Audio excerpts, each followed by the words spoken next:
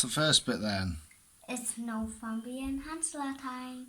Well, it's Tarantula time with Northumbrian Tarantulas. and who are we doing today? I just want to do that bit. Yeah, but which spider are we doing today? Northumbrian ones? Northumbrian tarantulas, the rare breeds of tarantula that live in Northumberland. Yes. No, I'll show you. We're doing the Brachypelma Hamorii, the ex-Brachypelma Smithy, Yes. also known as the Mexican red knee. Whoa, I might get it. Well, Colour is red. it is, isn't it? And I got a one marker. Cool.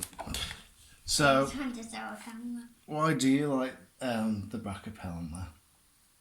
Because it's also known as bunny. Oh, good grief. Right, so the Brachypelma Hamorii is a New World tarantula. Oh. Hey, what's up? It's a New World tarantula from Mexico. It's a very docile desert species. Like I said, that's where it's from.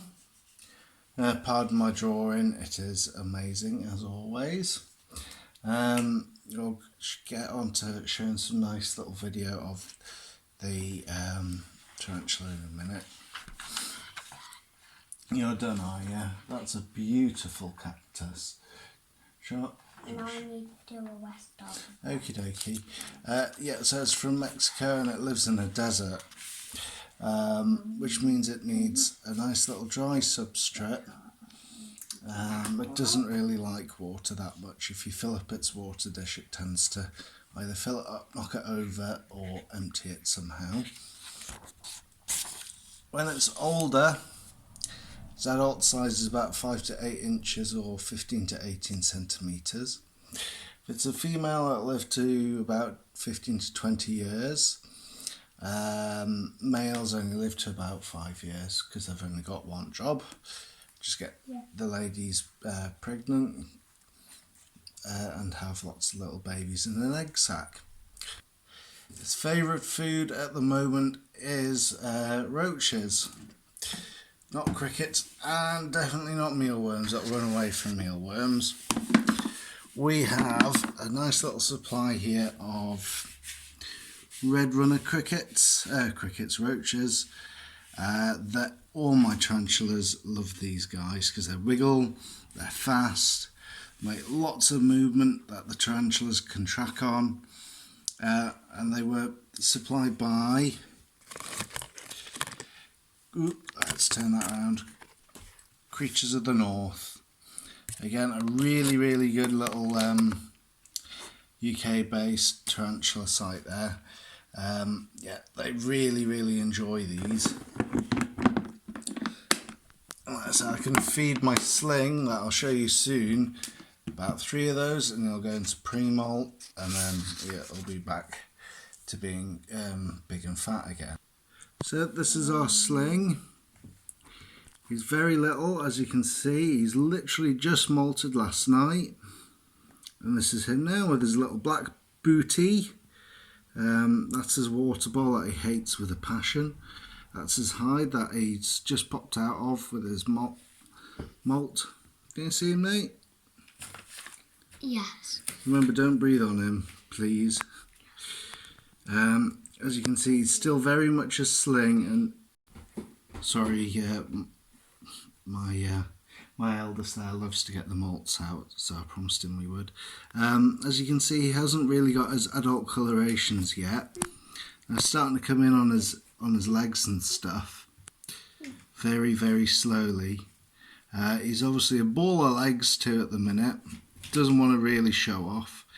As you can see, I keep the substrate very dry with his water bowl. Sometimes about once a week we let it all flop out, and recently we've been trying to keep the humidity high because we knew he was in, or she was in pre-molt, and we wanted that to go well, so we've kept the humidity a bit higher. We're splashed his water ball over a bit more than normal, and that seems to have helped. I mean, it seems to have gone quite well. As for feeding, these guys can eat a lot and their tummy can get really, really fat. And when I say really fat, it's sort of on par with a Grammostola. Looks like a little tick.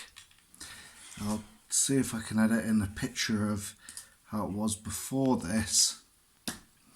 But you can just about see its guts in its booty there before you could see the whole exoskeleton beneath its booty. It was that fat. They are really quirky. I know each specimen, each molt, it varies, but this one, like I said, he hates his water bowl with a passion. If I put any live food in, nymph, anything, he'll run away from it and only eat it when no one's watching. And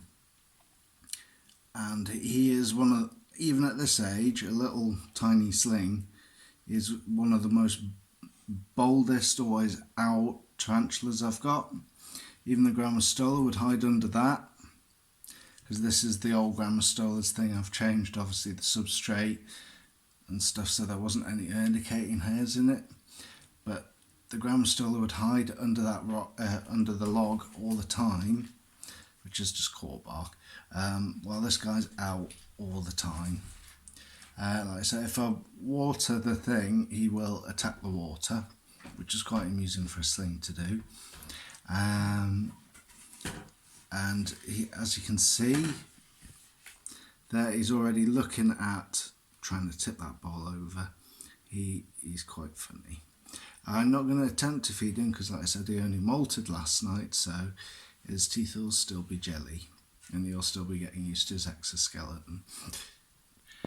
Now, these guys are known for these three traits, which is docile, calm and slow. They make a bit of a pet rock, hence the drawing of a rock there. Again, it does vary between specimens and malts even, but mine has more personality in it than a few of my old worlds. It has more spunk in it than some of its other New World counterparts. And so I've got a Nandu chromatas. It's more aggressive than that when it comes to seeing things, although the Nandu lives up to its name and attacks everything and eats it. It's not as aggressive as the Grammostola, which is not something you would really describe a Grammostola as, but that thing threat poses and attacks everything and eats everything, even though it's in pre-molt. So it has got a very good reputation as a beginner species, and I would agree with that.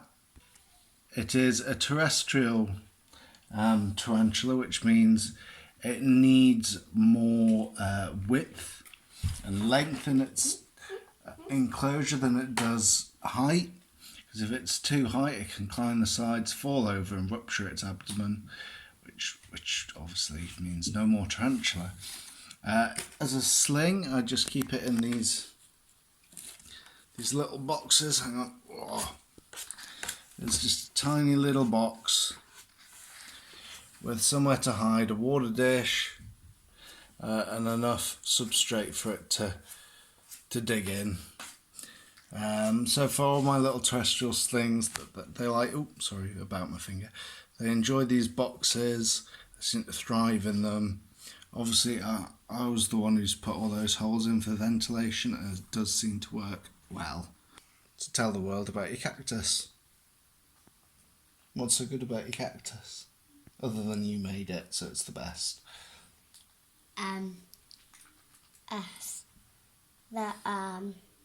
Like spikes. Mm-hmm. And now I'll show them how I did do it. You're going to show everyone a picture of your cactus, are you? If that how I really done. That's his cactus. It's amazing, isn't it? Yeah. Because the Brachypelma's from a desert, and what lives in deserts? practicing. Yay! That's been Tarantula Time with Northumbrian Tarantulas. If you like this, don't forget to like, share and subscribe. Yeah. Bye!